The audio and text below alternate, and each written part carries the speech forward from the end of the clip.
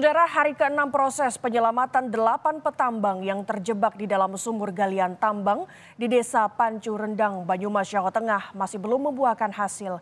Tim SAR gabungan masih berusaha menyedot air yang memenuhi lubang galian. Tim SAR telah melakukan berbagai upaya untuk menyedot dan mengeringkan sumur galian utama, tempat di mana para petambang terjebak, namun belum mendapatkan hasil maksimal.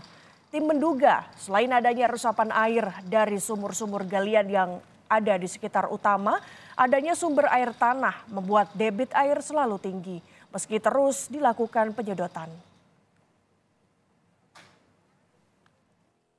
Sampai saat ini ternyata genangan air malah semakin bertambah lagi. Dugaan kita untuk yang jebol itu adalah cekungan air tanah ataupun aquifer tertekan itu semakin kuat.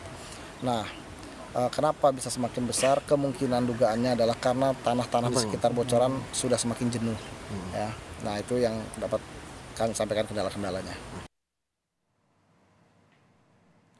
Pertamina Cilacap mengirimkan 8 personel dan mesin penyedot air ke lokasi terjebaknya 8 petambang emas ilegal di Desa Pancu Rendang, Kecamatan Aji Barang, Banyumas, Jawa Tengah.